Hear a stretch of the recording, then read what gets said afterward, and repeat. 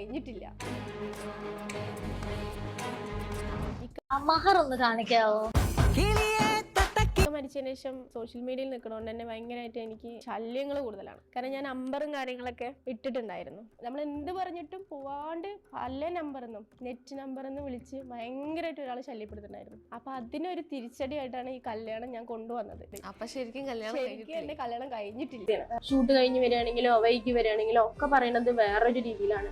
അവള് വേറെ ഇറങ്ങാൻ പോയിരിക്കുന്നു, അല്ലെങ്കിൽ അവള് വേറെ രീതിയിലാണ്. നമുക്കൊരു കൂടെ ഒരു പാർട്ട്ണറായിട്ട് നമ്മള് ഉണ്ട് എന്ന് പറഞ്ഞാല് നമ്മൾ അങ്ങനെ പറയില്ല എന്ന് എനിക്കൊരു തോന്നല് വന്നു. അതുകൊണ്ടാണ് ഞാനൊരു കല്യാണം കഴിക്കാന്നുള്ളൊരു തീരുമാനം എടുത്തത്.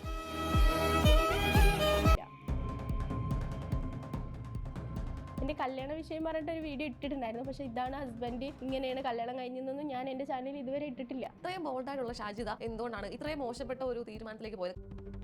ഇതൊരു മോശമല്ലല്ലോ. കല്യാണം എന്നുള്ളൊരു നാടക പ്ലാൻ എപ്പോഴാണ് ഇട്ട് തുടങ്ങുന്നത്? അതിന് ഇങ്ങനത്തെ കമന്റ്സുകൾ കണ്ടപ്പോൾ എനിക്ക് സത്യം പറഞ്ഞാൽ ഭയങ്കര പ്രഷർ കയറിയിട്ട് ഇനി ആരും എന്നെ വിധവ അങ്ങനെ എങ്ങനെയെന്നുള്ളത് പറയണ്ട, എന്റെ കല്യാണം ഓൾറെഡി ഉറപ്പിച്ച് നിൽക്കാൻ കഴിഞ്ഞു എന്നൊക്കെ പറഞ്ഞിട്ട് ഞാൻ ഷോർട്സ് ഇട്ടു. കല്യാണത്തിന്റെ ഇങ്ങനെ ഒരു ഡ്രാമ കളിക്കാം എന്ന് പറയുമ്പോൾ ഈ ആളെ തന്നെ തിരഞ്ഞെടുക്കാൻ എന്താ കാരണം? അവന്റെ പേര് ഷർഫ് അലി എന്നാണ്. അവൻ കാസർഗോഡുകാരനാണ്. ഇൻസ്റ്റാഗ്രാം വഴിയാണ് അവൻ എനിക്ക് പരിചയം. പിന്നെ ഇവനായിട്ട് ഞാൻ ഓൾറെഡി വയനാട് കാര്യങ്ങളൊക്കെ പോയതുകൊണ്ട് നമുക്ക് അതിന്റെ വീഡിയോസും കാര്യങ്ങളും ഫോട്ടോസും നമ്മുടെ കയ്യിലുണ്ടല്ലോ. അപ്പോൾ ആ ഒരു ധൈര്യത്തിലാണ് അത് ഇട്ടത്. പക്ഷെ ഞാൻ ഒരിക്കലും അവനാണ് എന്റെ കല്യാണം കഴിച്ചത് ഞാൻ ഇവിടെ പറയുന്നില്ല.